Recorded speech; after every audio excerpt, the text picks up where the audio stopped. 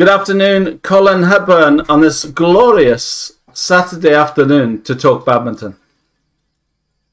Well,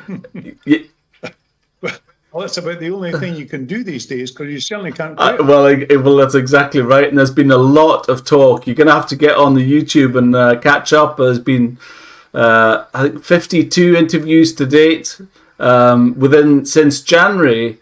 And actually, it all started, because at the beginning of January, I thought, when Nicola Sturgeon announced in January that there's going to be a new lockdown, I thought, I sell Xerox for a living, and I thought, I'm going to get furloughed here.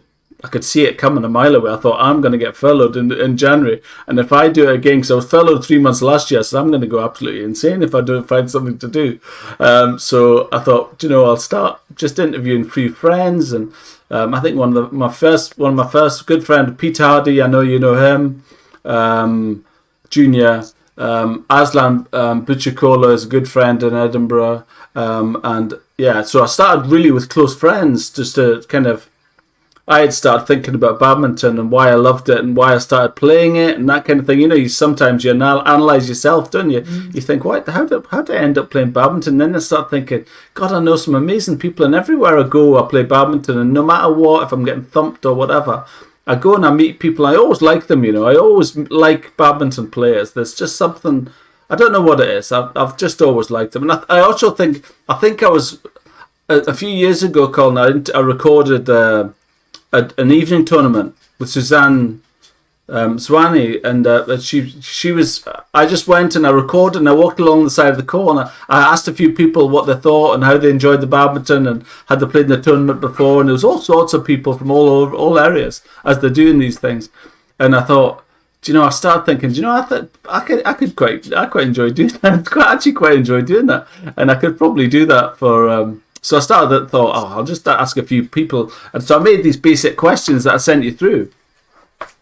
So it really just starts with that. I mean, the principle of it is just about how somebody got into it. And that's the questions I asked myself first of all, really. And that's how I really started. But if you look on the YouTube, just look for Talk Badminton. Go to YouTube and do a search for Talk Badminton, and you'll find it. And it's amazing how it's it's just because so I talked to Pete Hardy, and Pete Hardy thinks we have a good chat and all that stuff, and in talking, reminiscing, you remember people that you play with and played with back in the day, and people that you knew, and all of those things, and why you started playing, and who was your motivation, and all these questions that I'll come to with you, and you start questioning, and then before you know it, you post it on Facebook, and people are looking, saying, God, do you remember that guy? And remember that guy? And they're your friends, right? So you start sharing it to your friends. God, do you remember this conversation? Do you remember this chat? Do you remember this minibus? Do you remember this whatever it was? And even a lot of the kind of elite players, the Scottish national players have been on, and Welsh national players, and I had the chief executive for Badminton Ireland on Thursday, and Daniel McGee. I don't know if you know the McGee family in Ireland. Daniel.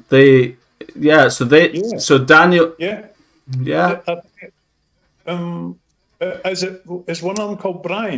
No, the ones that, to be fair, there could be. There's 8 of them. They're one of 8. So Chloe's Chloe, I think is. No, she's not the eldest. She was an exceptional singles player, and she went on to be a mixed doubles. So she plays with her brother Sam McGee, which I think is quite unusual as well in itself. So there's Chloe started. Then when she came through to an age, she said, right, I'm going to go to Sweden, and then so I didn't interview her, but interestingly, I interviewed Sam, who's a doubles partner, who's a couple of years younger. Who, at the same time, so there's 8 of them growing up in this tiny town in Raphoe and Donegal. What's that? Do you? I know. Do you? Raphoe. Because we actually went with a badminton lot from Musselburgh. Yes, and one of the guys in the badminton is a lovely guy called Ian Torrance. And they have all these little cliques on Ireland that play in church halls and stuff like that. And he said, we'll book a hotel in Raphoe. Of course, we'd never heard of it, you know. And we got to Raphoe, and I think the biggest thing, as we could see, it's like it's got a square, like a centre square, and the houses round about it. And I think that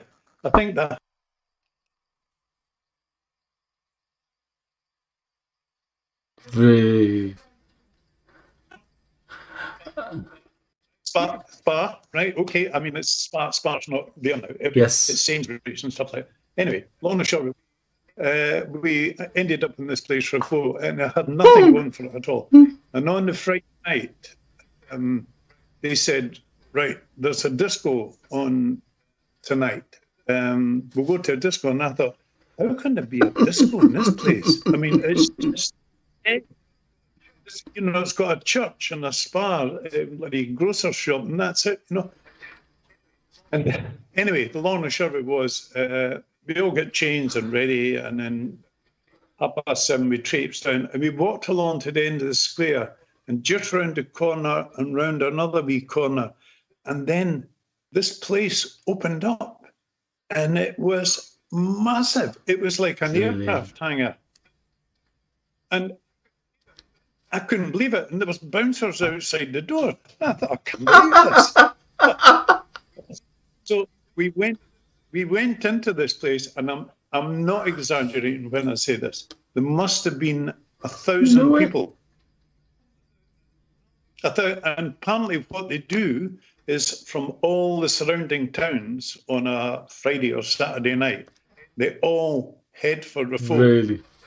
And I thought to myself, everybody's coming in a car, and everybody is absolutely legless in this place. So how are they going to get back?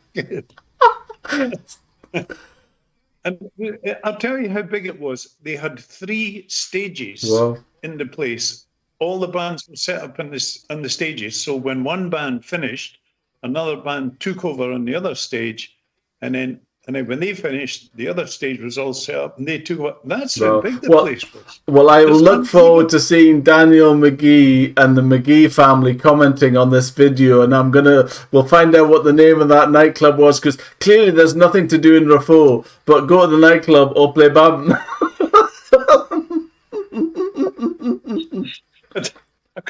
I just could not believe how many people were in this place. And did you play in Raphoe? No, I think we did actually. We played in the church hall. Was that in the church hall in Raphoe?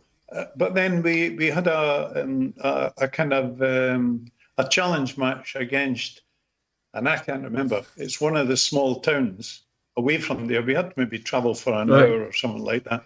And then we had a challenge match against him, and then we had a challenge match against another lot as well. So. And who were you with? Weekend, just a super weekend. It was Muscle Badminton Club, just a wee badminton club. And how did you end up? How did you end up going to Ireland, Colin? Why? Pardon? Why did you end up going to Ireland? Who organised it? No, your volume is. Oh, isn't it? Who's organised it? Who organised it? The Irish guy called. Oh right, okay. Wow. I'm trying to. Have you lost it? Are you not hearing me?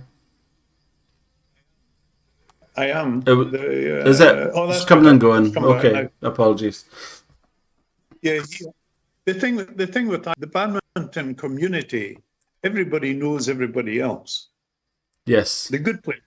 Yes. Good players. Yes, that's exactly right. Well, you'll need to go online now and have a look at the McGee family, Daniel's interview, Sam's interview, and Joshua's interview. Joshua is a singles player. Samuel is a mixed doubles player, and Chloe. I haven't interviewed Chloe yet, but so you've got Samuel, who's a mixed doubles player, who's in the national team, who plays with his sister Chloe, who's in Swiss, who's the Swiss, just come back from the Swiss now, about to go on to the All England.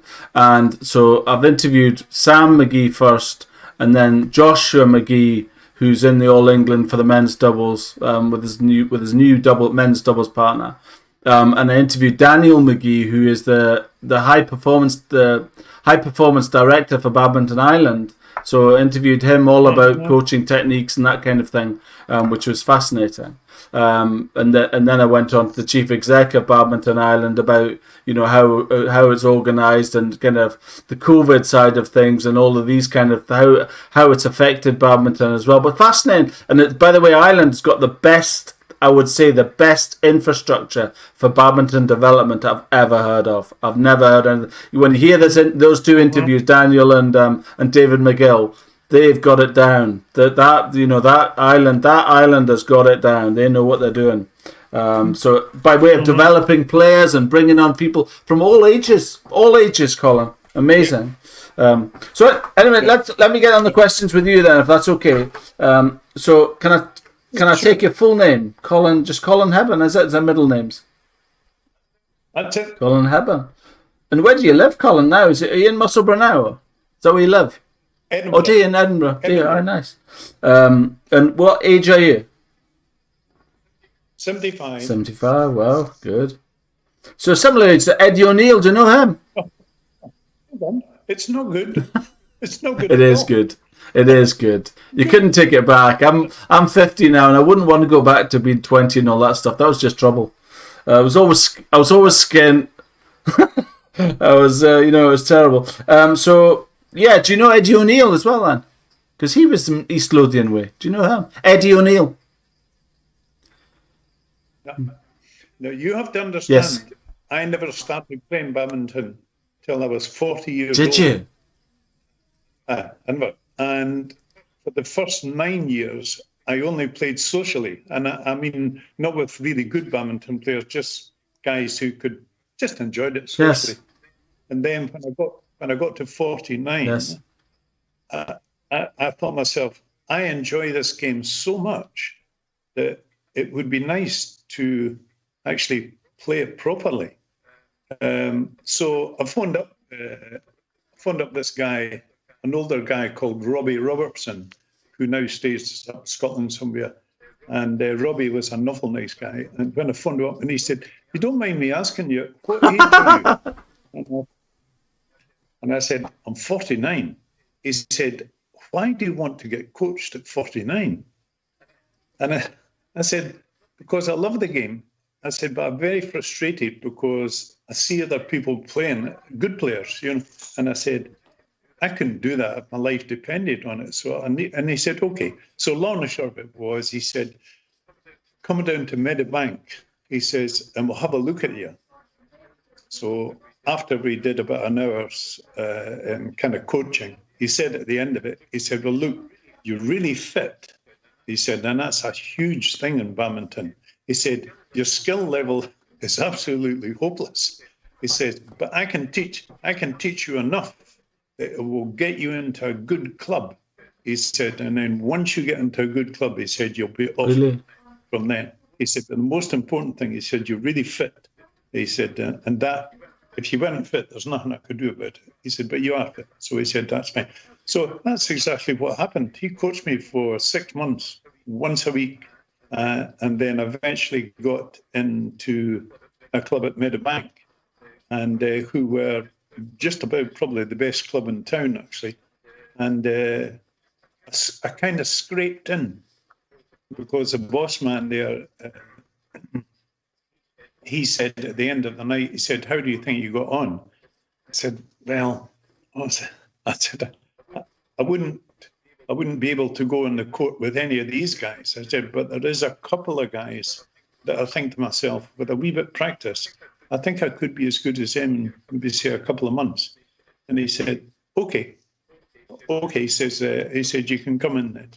And his name was Ian Campbell. Yes. And Ian, I think, has taken the presidency of Scottish badminton for 2 years, He said, and he's been in badminton all his life, So anyway, the end of the story was I was in the club and I did get much better.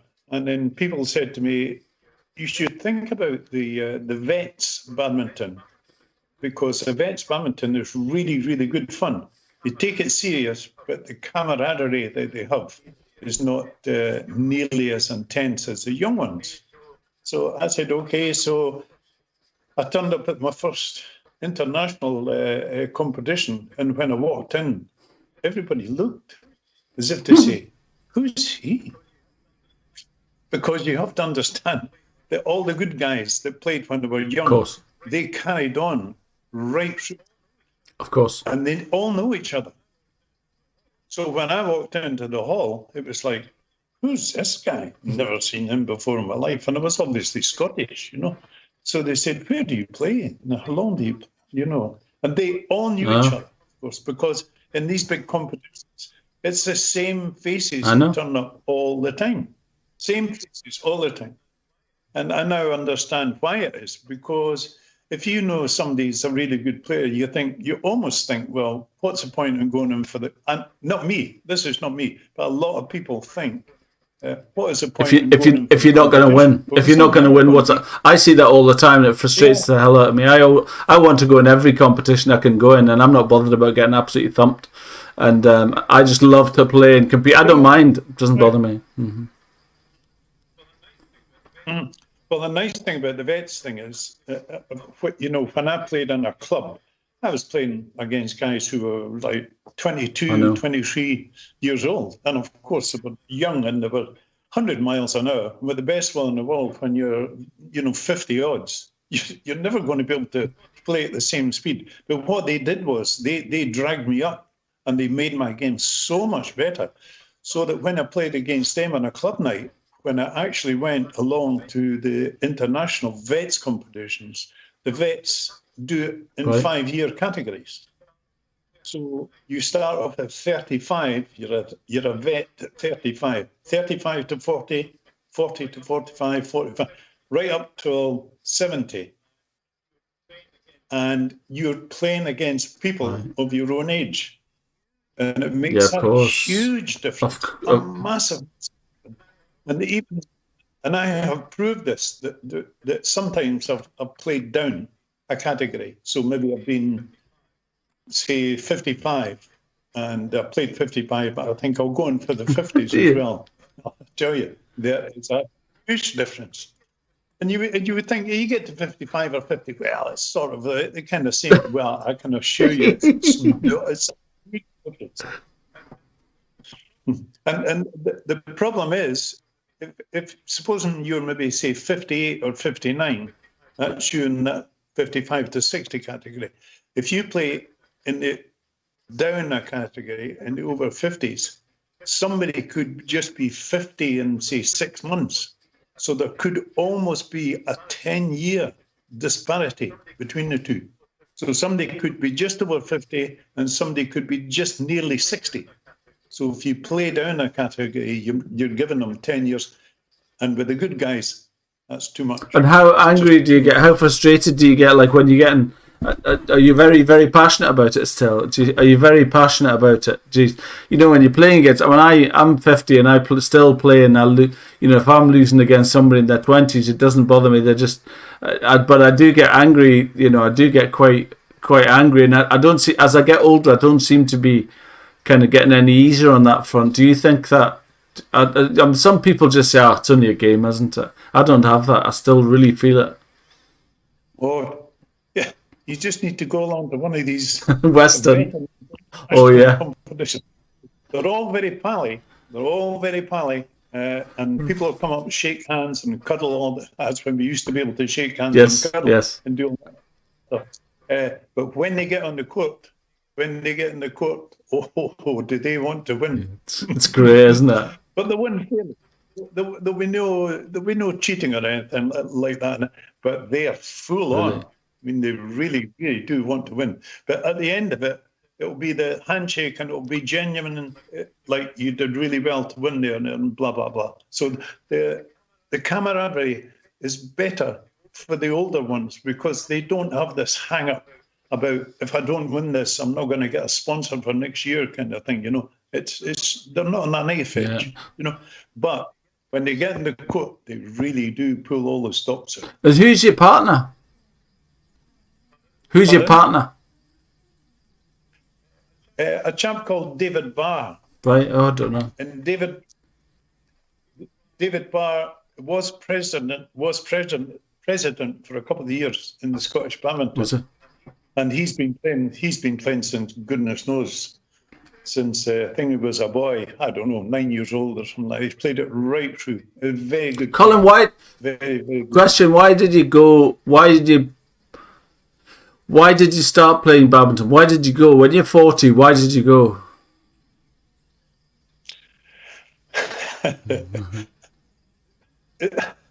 My mother-in-law, who's I need to watch with my wife.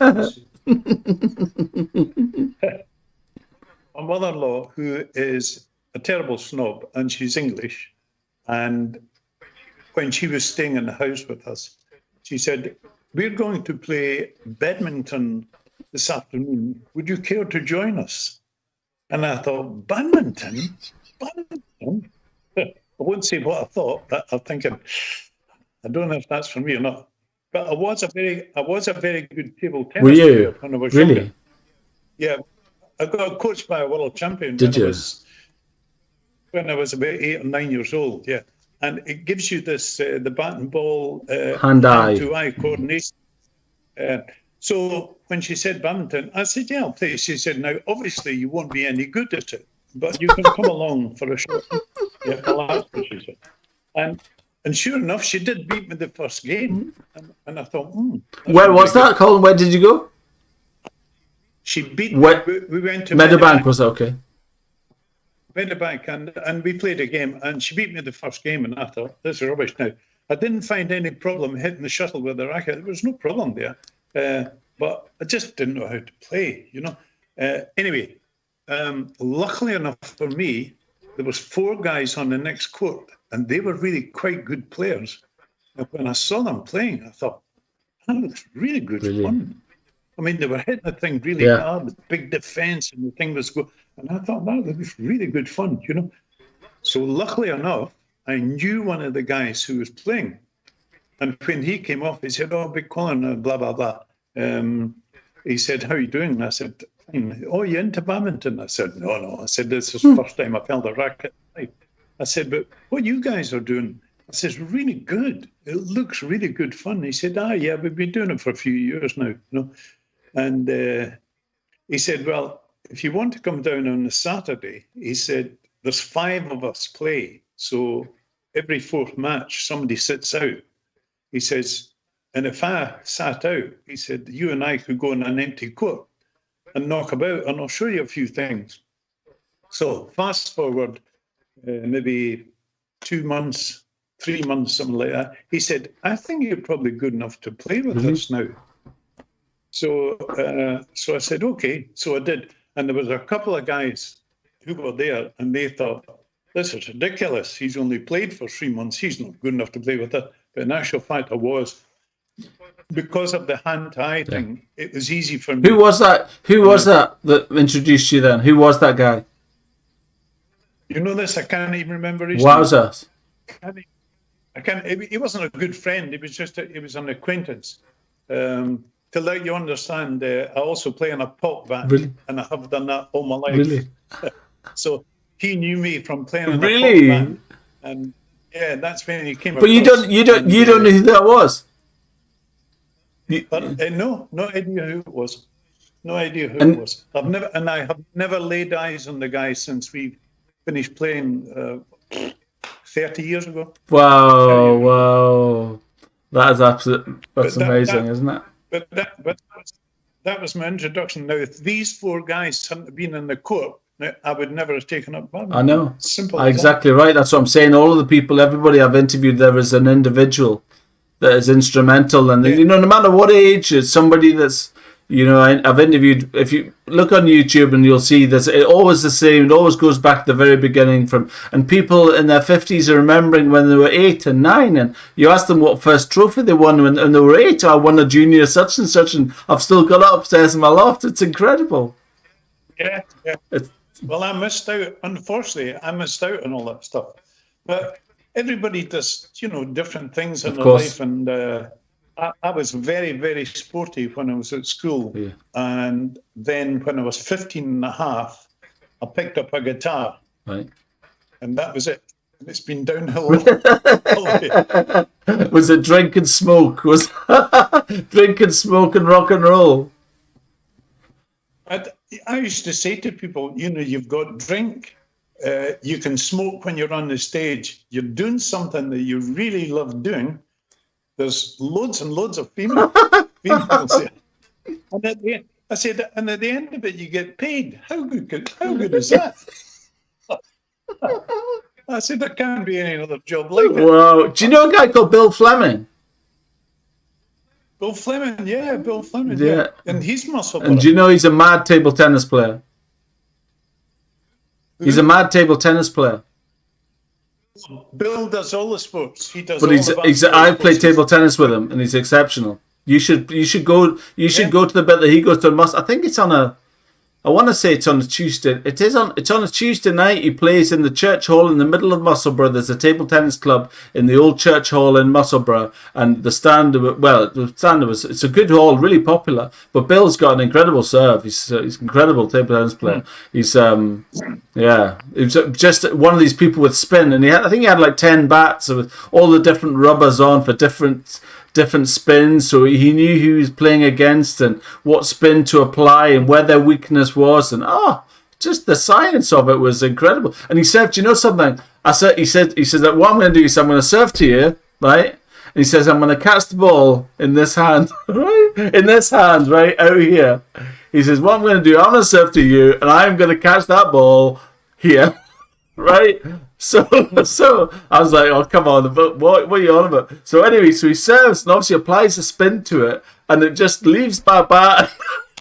And it's out here, and he's caught it. I'm like, that is incredible. It's a science, right? Yeah. It's a science. Yeah. Great serve. Hats off the battles getting the serve back. You couldn't get the serve back, let alone anything else. Yeah. Unfortunately for me, when I finished playing table tennis, I would be about 13 at the time. Really? And it was completely different the way you played it, because the rubber was very, very thin. It just had Yes, pimples I remember that.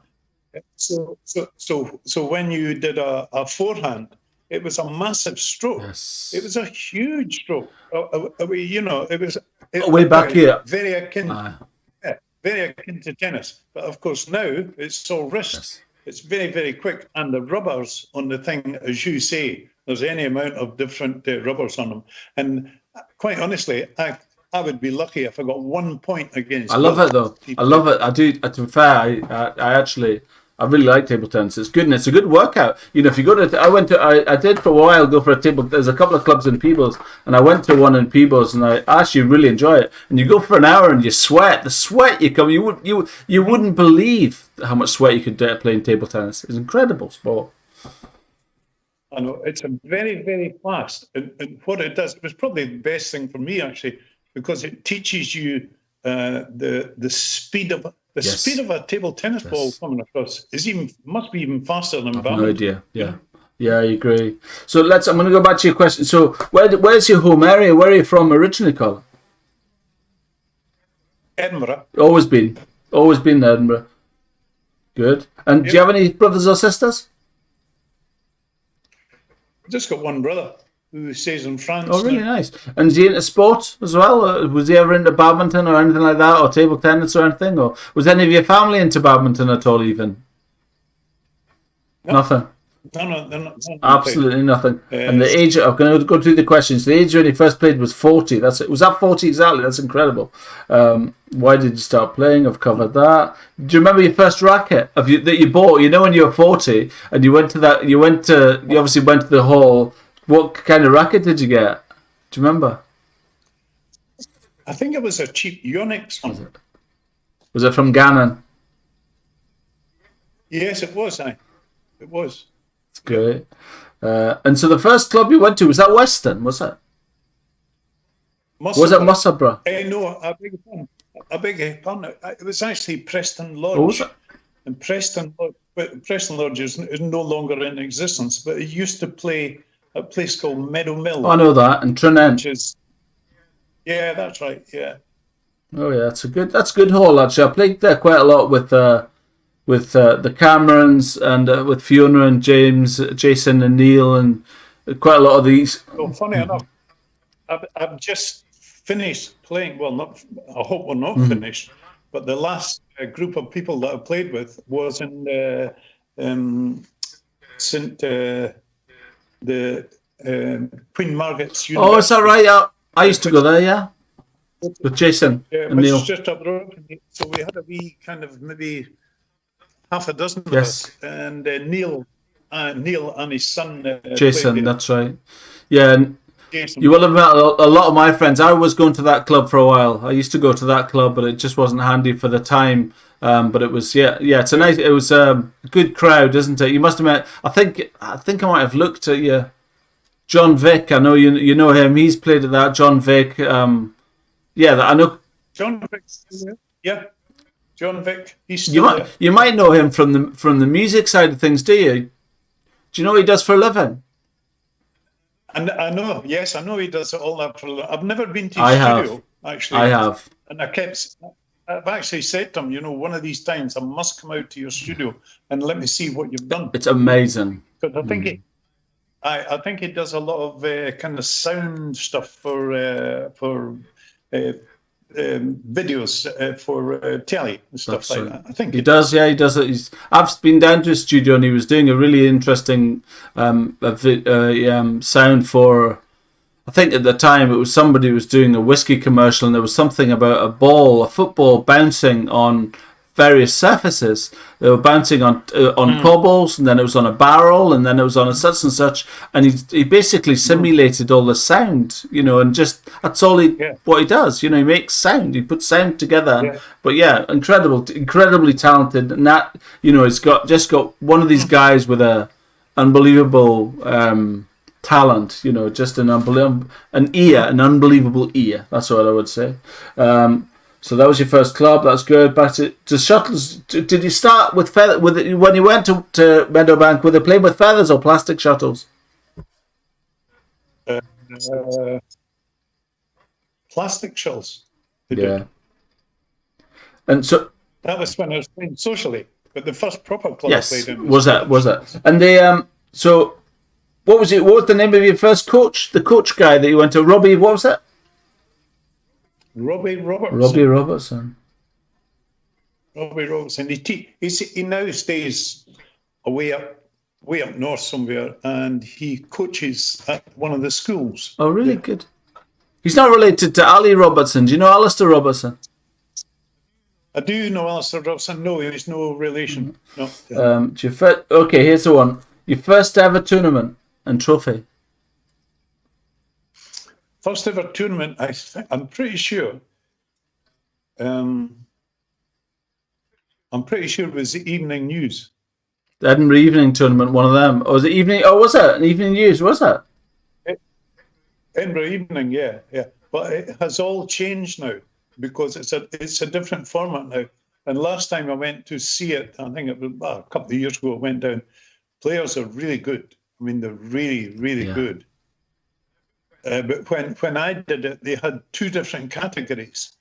They had the good guys, and they had the not so good guys like me, which was good in a way because it meant if you really weren't in the super duper class, you could go in for the kind of B category, so to speak, and then you would play against people who were similar level to you. But now I think it's all in one level, and it's a really, really good guys from the best clubs. Where was it? Where did you go? In Meadowbank. Was it? Mm-hmm. So I think it's always been in Meadowbank. Yeah. Well, in my time. Yeah. What was the most? Have you always been? What about mixed doubles? I did when I won something, and I can't remember what it was. It was just a wee medal for, I don't know, first or second or something like that in Meadowbank, and it was mixed doubles actually that I played. But then after that, I started to play singles and men's doubles. It's interesting you've never played in the league. I played in leagues. Oh, have you? What about I played Edinburgh? in, in the Edinburgh League. I think they had four divisions, 3 divisions maybe. I think they had, but now they have many more divisions now. And I think it's a guy called That's right. Greg. I don't Greg know this Broadbent. guy. Yeah, he's doing very well. I believe He's doing it. He's got an academy. Yeah, his group are doing great work. No question about that. Your first. What about? Did you ever play singles? Yeah. I won a few. Yeah. I won Did a few you? European things in singles, and they have to let you understand in the seniors badminton. They call it seniors, but it used to be called veterans. But I think they've kind of seniors sounds better, you know. In seniors badminton, they have about 3 big competitions. One is the WBF. The other one is the European WBF, and the other one is called the World's Masters. Now, there's 3 entirely different competitions, and the problem with all these things is you have to, when you're a senior, you pay for everything off your own back. They don't even give you a T-shirt in Scotland. It's pretty drastic, actually. You know, it's a bit of a shame because you're older, but you're still representing your country. And it'd be quite nice if they gave you something and you could go on the court and it said it had a bona fide Scotland T-shirt. But we had to get our own T-shirts and we had to get them printed with Scotland on the back, which I thought was a bit sad. You know? But if you go to one of these competitions, especially the World's Masters, they have them in all different countries. So I've been away. I've played in New Zealand and Australia and Italy and France. But what the vets tend to do is they will make a holiday out of it as well. So they'll go and play badminton for a week and then tag on a week. Or I played in Canada, for instance. The guy that I was playing with, he tagged on an extra 3 weeks and did all the Rockies and all that stuff, you know. So, I mean, it's great fun because you're playing the sport that you love, and then after the sport thing is finished, you go and have a holiday after it. It's just tremendous. But it does cost you. Oh yeah, I'd imagine that it's not paid for like the juniors. I guess they. Well, you get nothing at all. Yeah. And it kind of irks a wee bit because I know for a fact that Scottish badminton have actually, they've got quite a bit of money. I think they disagree with that, but let's leave it at that. Yeah, I think they would disagree with that, but okay. Let's move on to a less controversial subject.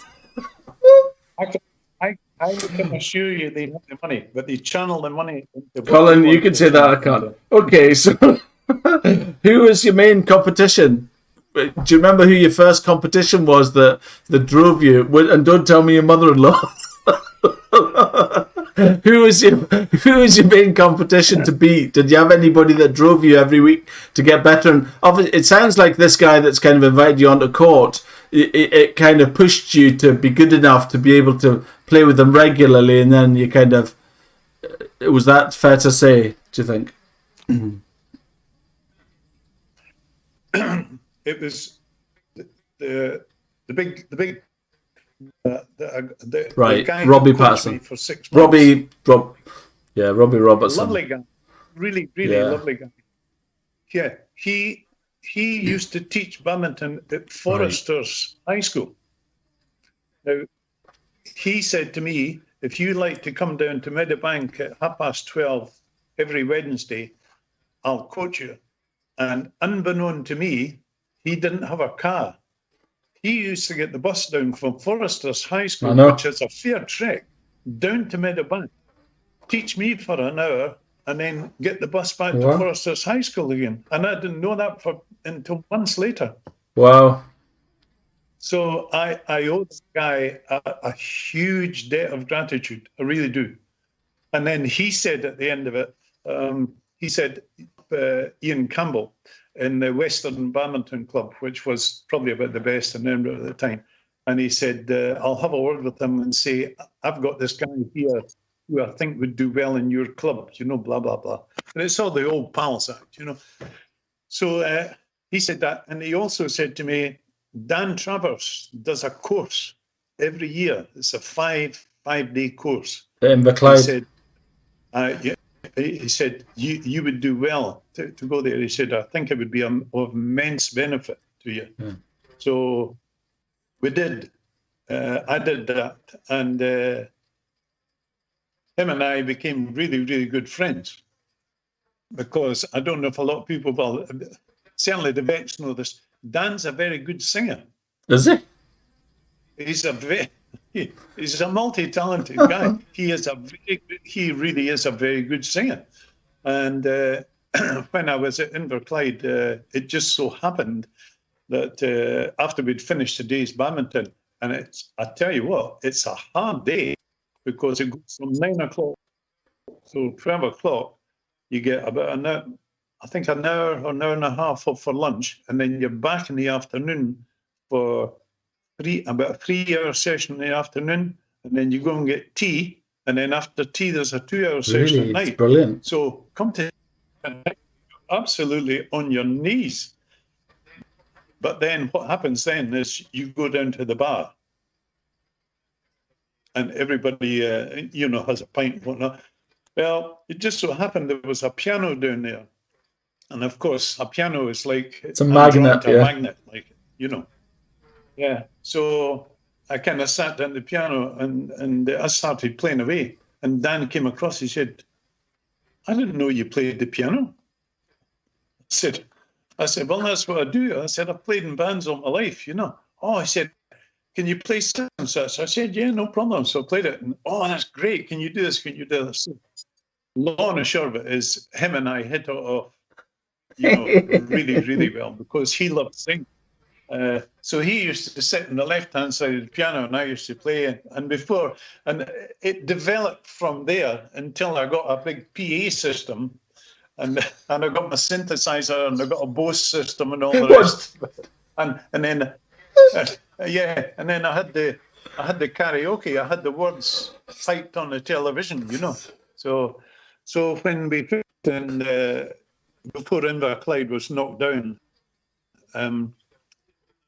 we used there, and all the Danes there was loads and loads of Danes used to come across and bloody Russians and everything, and all the rest of it, And I used to go on the piano and play.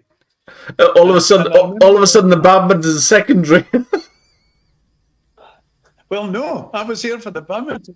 I didn't want to play the piano because that's what I do anyway.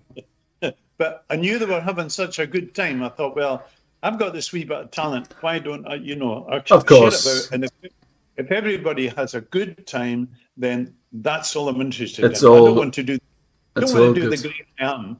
I just want everybody to have a good time. Absolutely.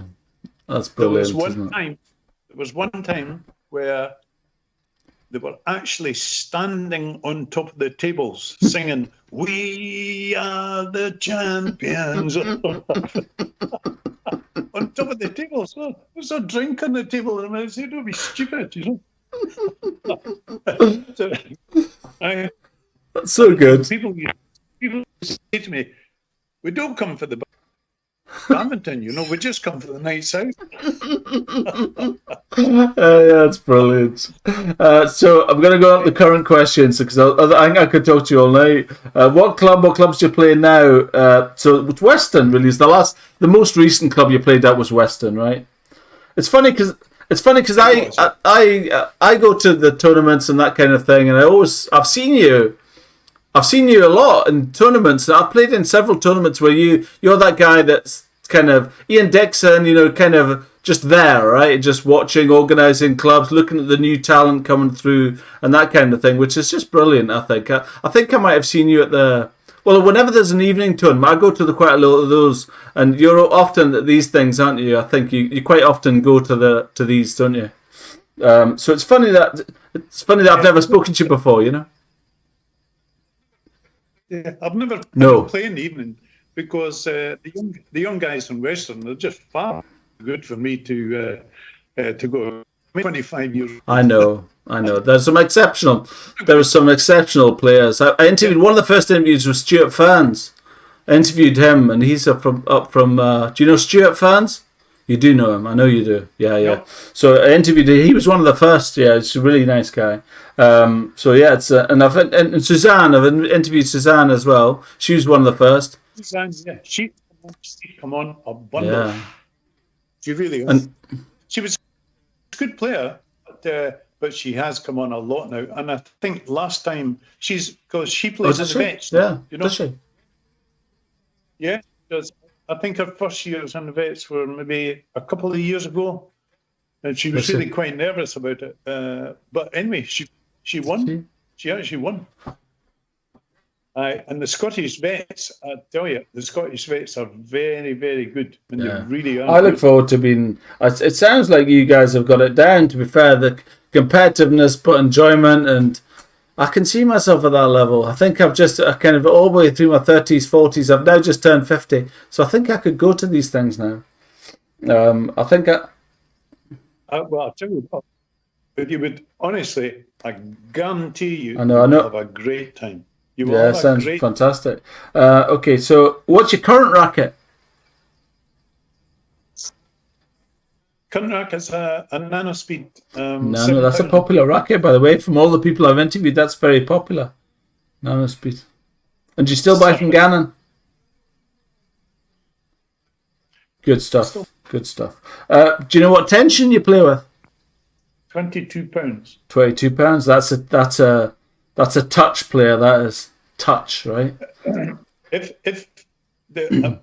think the general reason behind it is if you get it strung very tight, that's good, but you have to have the strength to move the strings. If you don't have the strength to move the string, yes, it's like hitting it with a board. When you go older, you don't have the strength, so you need the strings to be slacker so that the shuttle comes out and then it catapults it back out. That's behind it. What kind of grip do you use? Do you rubber grips or string ones? You know, you get the string ones. Do you use them, or it's rubber? The super grab things. Just super grab. That's what I use as well. Some people still like that string. Have you ever tried that? It's good fun. It's actually. I'm going to do it. I think when I go back, I'm going to try that. All the good players seem to do it, so I think I'm going to try it. And I'm that guy. All the gear with no idea. That's me. I'm that guy you see. I'm that guy that you see walking on court. You think, God, that guy looks good, and I'm not. I'm terrible. And I'm the same. I'm exactly the same with golf. All the gear. But I started playing golf, and I thought I need to get some waterproofs. And I went to. I think I had a particularly good month, and I went to a golf shop, and I spent £700 on golf waterproofs. The most expensive Galvin Green waterproof suit you could buy. It was a limited edition, and the jacket was like 500. The trousers were 300. And then from then on, you already get, if you've ever played golf, you already get incredible peer pressure when you walk up to the tee, and you'd already get people are looking at you. Somebody's waiting behind you. You've already got that when you're standing at golf, and there's that little ball on a wee stick, and you've got to hit it on the green. And people look at me walking up to that tee, and they're thinking, he's good. He's good. He's got all the gear, and then I top it off the tee about 15 yards. My friends will tell you that story. Yes, I could have said that was a bad mistake. Definitely, I should. What I should buy? I should start buying. I definitely should start buying more discreet clothing and equipment. I should buy equipment that people say that guy looks rubbish. And that way, if I'm half decent, that's okay. I think that's the best way forward. I think it is. One of the best stories, this is going out totally off a tangent here. Actually, funnily enough, I was the captain of a golf club, in a Leithen golf club. But I was never very good, and I never really got any respect because, frankly, I barely knew the rules. But I'm a sales guy, I guess. So people thought, maybe Martin will bring in a bit of commercial. You maybe get sponsorships and get people to put money in their pocket, take money out of their pocket, and kind of spend stuff on the club and kind of blag my way. And I did. I blagged my way through it. Anyway, so as part of these golf things, Colin, you've got to. Every year they have a captain versus captain competition, right? So the captains from all of the clubs come together. So there's Peebles and there's Cadrona and there's Inlethen and there's various other clubs that all go and the captain of each club plays against each other. Now normally golf captains are good golfers. Well, I stood at the tee. Now you couldn't do this. I mean, imagine trying to do this. I don't know if you've ever played golf. So I stood at the tee and I put my tee on the ball, on the tee on the tee, my ball on the tee, and I stood at about a tiny par 3 at Leithen's, about 90 yards, and I stood and I swung right at the ball, and the ball fell off the tee.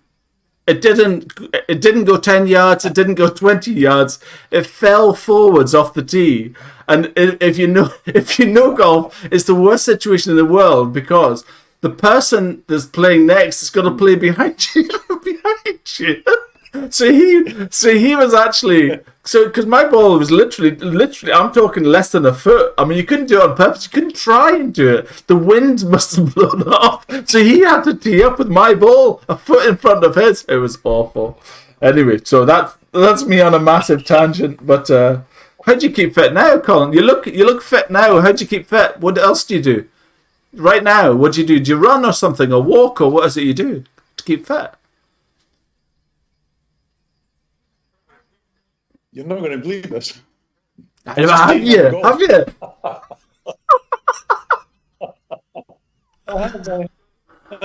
Because we weren't allowed to do anything else. We weren't allowed to have people in the garden or, so I've been out on my bike, a few times, but I have to be honest and say it doesn't do a lot for me, because you go from A to B and then you go from B to A. Yes, again. I know. And it just doesn't do a lot for me at all, but I know it's good for me. When I was allowed to do it, I used to go swimming at least a couple of times a week and try and put myself through the paces. And then I do some hand weights in the morning. Good for you. And I've got a bit of a dodgy knee, so unfortunately I can't go jogging or anything like that. So I stick to the bike and swimming. Golf's very good. My wife says it's a good walk spoil, but I like it. I like to get out. And when else do you get? It's hard to find. I mean, I find that, I guess, 4 or 5 hours out of a day on a weekend, that's the whole weekend gone, isn't it? 5 hours playing golf, and that's the weekend away. It's never popular with wives, that, I don't think. Bill Fleming loves the golf. Yeah, he's have you joined a club, or do you just go to the council courses? No, I just do the council courses with the two boys in the band and another guy in another band, strong musicians. So we all have this common kind of bond, and we can talk about anything to do with the music world, and we're all on the same plane, I have to say the golf is not very good, but it's the golf is secondary, exactly. It's a good social thing. You can't do anything social now, so it's quite nice to get a game of golf for sure. And have you got kids, or did you have kids or that, Colin? Do you have children or anything? Yeah, I've got a son, and I was married once before, so I've got a son and a daughter from my first marriage. But the son and a daughter from my first marriage stayed down in England, and the boy he is built exactly like me.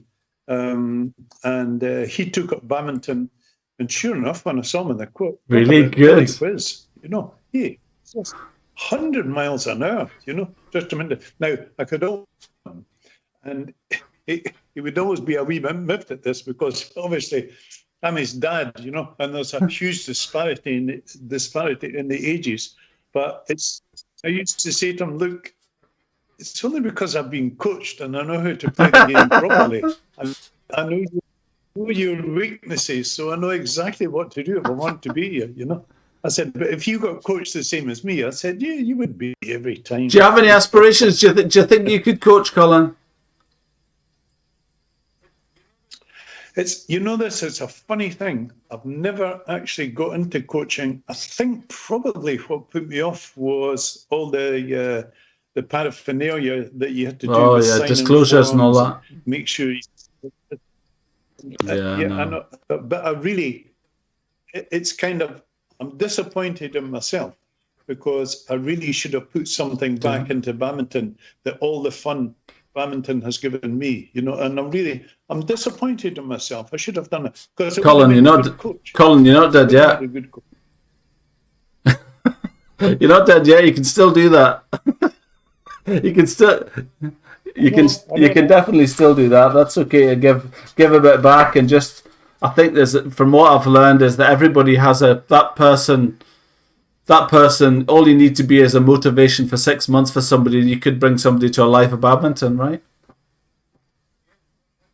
Yeah. Right. Yeah. So, okay, I'm nearly finished with the questions now. What's your favourite event now? Are you still liking doubles? Is that your favourite? Yeah. Doubles is a favourite. I think when you get to my age, singles it's a bit of a war of attrition. I enjoy it, but it's I agree with you. In competition, I've covered that. And okay, I'm just going to finish with this last question, which is from all of the other sports that you do and you've partaken in and things that you've done, just if you could summarise just with what is it you love about badminton, particularly.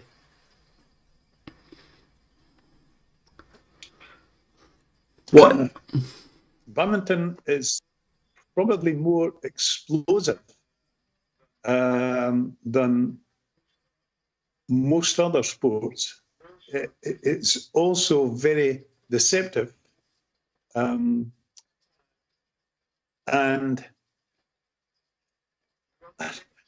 you're on centre stage when you play it, and I like that. Do you? Because it really suits me. Because I've always played in a band, I've always been on the stage. So I've always had people looking at me. And it's not to be the great I am, but I'm just so used to people being out there, on the stage, being out. So when I walk onto the badminton court, it's like being on a stage. Now, I know some people don't like that. If there's a big crowd watching and they go on, they get really quite nervous because I think, that guy is nervous. It's brilliant. and I'm just going to take that to my advantage. And I know they're nervous. But I suppose, really, I'm probably a bit of a show-off. That I shouldn't really say that, but I think probably underneath it all, I probably am a show-off, you know. I go on the court and I say, it's the exhibition. It's the exhibition. Yeah, I love that.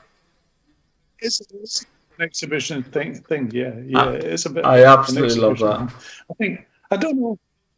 It's just that every time I open the fridge door, I start singing when the light goes on. You know. That's brilliant. Okay, Colin, we'll leave it at that. Thank you very much for your time on the Saturday afternoon. We started in the sunshine and it's dark now, so I love that conversation. I can't wait to see you face to face and see you on stage, and I'll bring a torch. Take care. Thank you for your afternoon.